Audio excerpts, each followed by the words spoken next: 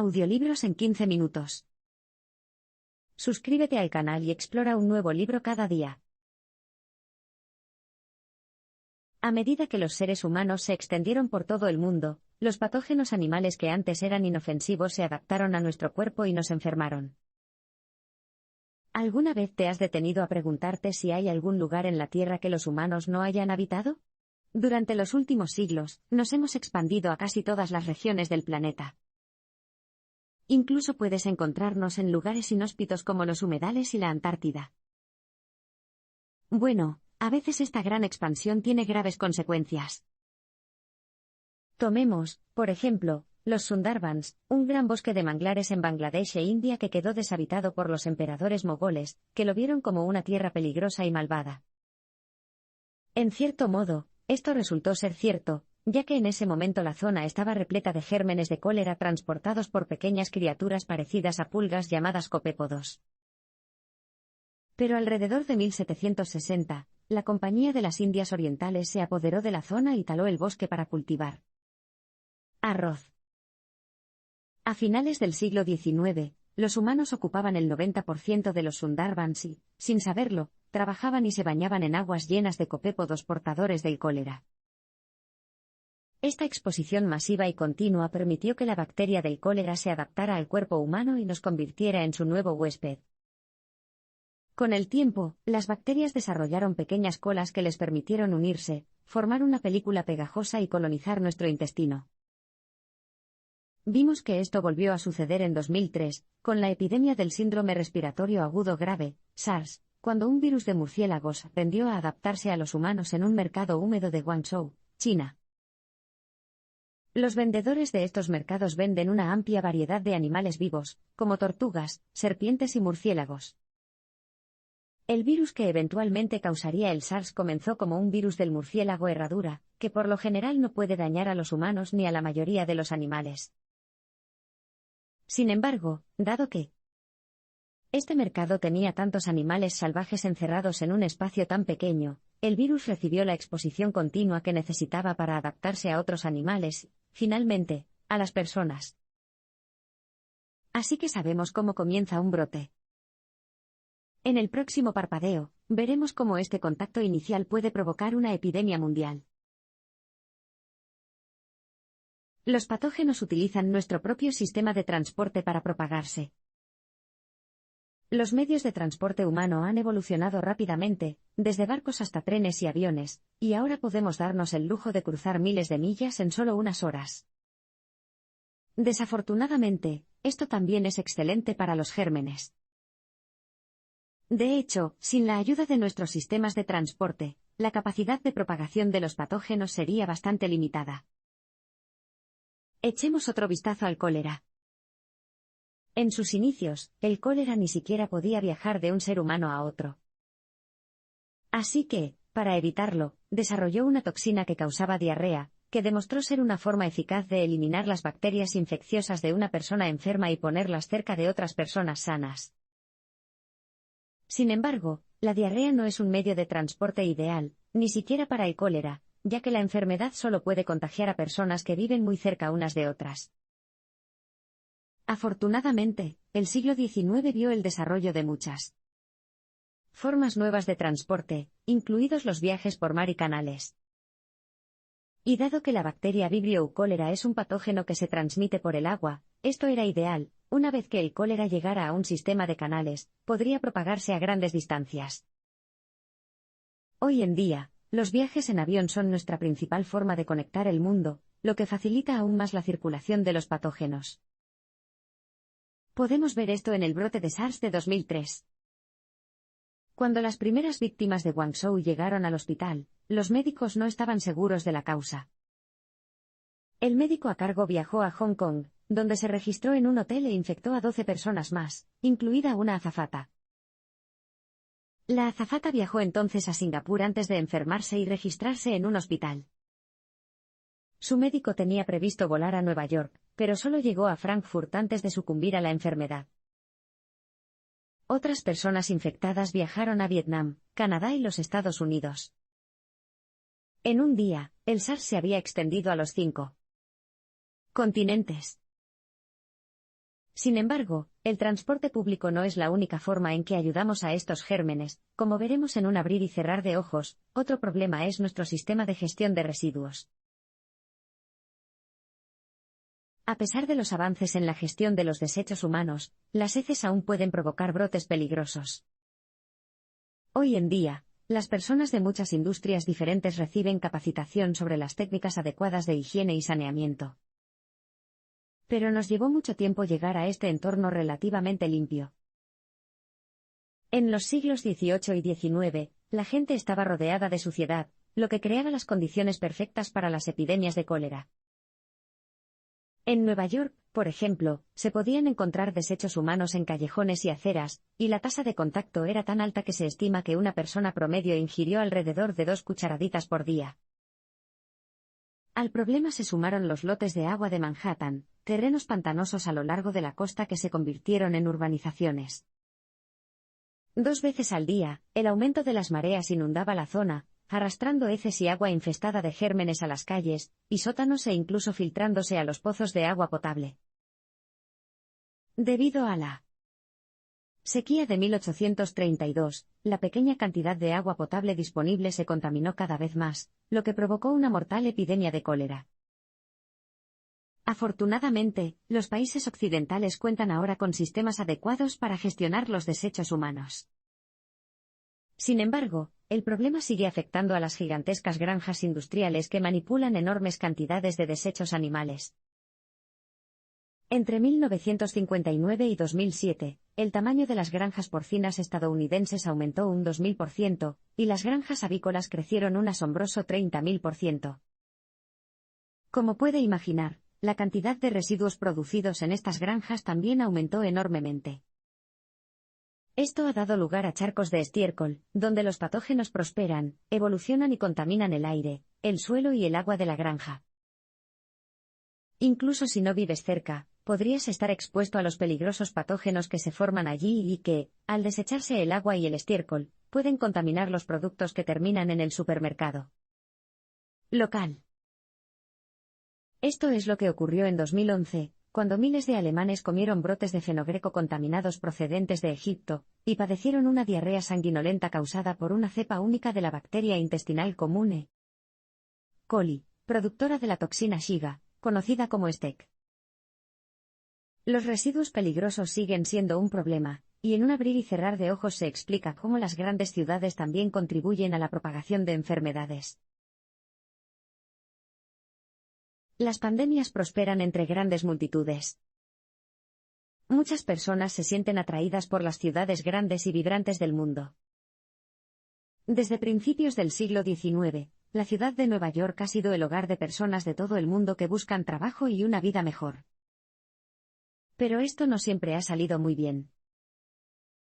El drástico aumento de la población hizo que las personas se vieran obligadas a vivir en condiciones terribles. Y para 1850, los barrios marginales de la ciudad de Nueva York estaban 6 veces más poblados que los actuales Tokio o Manhattan. Este tipo de condiciones provocaron 2 brotes masivos de cólera, uno en 1832 y otro en 1849. Más recientemente, en 2014, varias ciudades importantes de África Occidental se esforzaron por contener un desastroso brote de ébola. Y no es casualidad que todos estos brotes hayan afectado peor a las áreas abarrotadas. Las grandes multitudes tienen 3 ventajas para los patógenos. En primer lugar, cuantas más personas haya, más rápido se propagarán los gérmenes. Muchos patógenos se transmiten a través del contacto social, como darse la mano, por lo que cuanto más concurrido esté un lugar, mayor será la tasa de contacto. Por lo tanto, una vez que un patógeno se mueve de un área escasamente poblada a una ciudad abarrotada, su tasa de transmisión aumenta. En segundo lugar, los patógenos pueden sobrevivir más tiempo en grandes multitudes. En las ciudades densamente pobladas, simplemente hay más personas a las que infectar, lo que significa que una epidemia tarda más en seguir su curso. Por ejemplo, antes de 2014, todos los brotes de ébola se habían producido en ciudades más pequeñas y habían durado solo unos meses. Sin embargo, cuando el brote de 2014 afectó a barrios marginales superpoblados de ciudades de África Occidental, la tasa de infecciones siguió aumentando incluso 10 meses después de su inicio. En tercer lugar, en las multitudes, los patógenos son libres de ser agresivos. En circunstancias menos concurridas, los patógenos no pueden darse el lujo de ser agresivos y matar a sus víctimas rápidamente.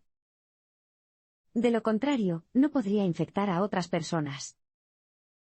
Sin embargo, dado que los gérmenes se pueden propagar rápidamente en ciudades abarrotadas, los patógenos también pueden volverse más agresivos, y enfermar y matar rápidamente a las personas infectadas. Pero no son solo las multitudes de la vida urbana moderna las que favorecen la propagación de las enfermedades. En un abrir y cerrar de ojos, descubriremos cómo la política corrupta también ofrece una ventaja. El engaño político puede propiciar pandemias. Si bien la ciudad de Nueva York ha sufrido escasez de agua, nunca ha tenido pocos políticos corruptos. Y otra de las principales causas de los brotes es un sistema de salud pública mal administrado. De hecho, los brotes de cólera en la ciudad de Nueva York de 1832 y 1849 contaron con la ayuda de un senador ávido de poder. A finales del siglo XVIII, el suministro de agua dulce de Manhattan era tan sorprendentemente insuficiente que no había suficiente para extinguir los incendios domésticos que se producían con frecuencia en la ciudad. Para resolver este problema, el médico Dr. Joseph Brown y el ingeniero William Weston propusieron la construcción de una planta de abastecimiento de agua de $200,000. Sin embargo, el senador estatal Aaron Burr frustró su plan, y se propuso construir él mismo una planta de abastecimiento de agua. Pero, lamentablemente, a Burr no le importaba el agua, lo que realmente quería hacer era crear un nuevo banco, ya que la industria bancaria estaba actualmente en manos de sus oponentes políticos, los federalistas. Así que ideó un plan engañoso. Para demostrarle al Estado que su proyecto beneficiaría a la comunidad, además del banco, también construiría una empresa de agua. Su plan fue aprobado y Burr recaudó $2 millones de los inversores.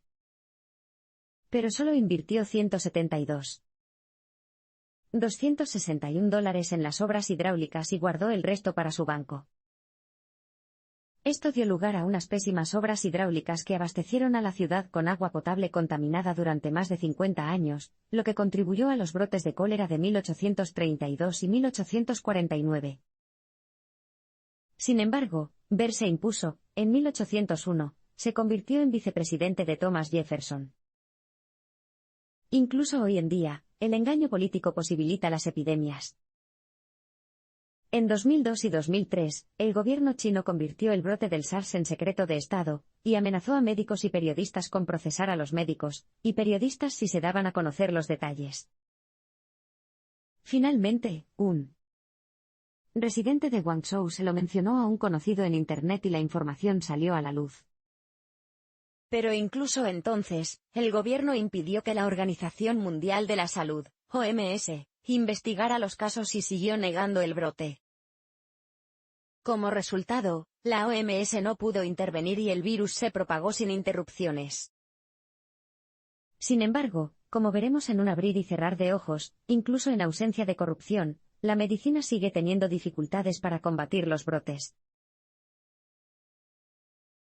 Una y otra vez, el progreso médico se ha visto frenado por creencias estrictas. Probablemente hayas oído hablar de Hipócrates, el padre de la medicina moderna, y del famoso juramento hipocrático que hacen los médicos. Sin embargo, a pesar de su influencia, sus enseñanzas no siempre han sido útiles. En el siglo XIX, los médicos solían descartar el tratamiento para los pacientes con cólera porque no cumplía con las enseñanzas hipocráticas. En ese momento, algunos médicos, incluido William Brooke O'Shaughnessy, ya habían encontrado una forma eficaz de tratar a los pacientes con cólera, reponer los líquidos y minerales perdidos con una solución intravenosa. O'Shaughnessy incluso demostró que su método funcionaba administrándolo a más de 200 reclusos que padecían cólera. Menos del 4% murió, mucho menos que los que no recibieron el tratamiento. Entonces, ¿por qué la élite médica desestimó estos logros? Porque, durante el siglo XIX, la medicina se basaba estrictamente en las enseñanzas hipocráticas, que establecían que las enfermedades epidémicas como el cólera se transmitían a través de gases venenosos y malolientes llamados miasmas. Según este diagnóstico, la simple sustitución de líquidos y minerales no era una solución viable y, por lo tanto, se ignoraron los métodos de O'Shaughnessy. En consecuencia, murieron muchos pacientes que podrían haberse salvado fácilmente. Si bien ahora vivimos en tiempos más ilustrados, todavía nos encontramos con problemas a través de lo que se conoce como el paradigma reduccionista, reducir los problemas complejos intentando atribuirlos a una causa singular. Un par de ejemplos: el colesterol como la única causa de las enfermedades cardíacas, los patógenos que causan todas las enfermedades infecciosas.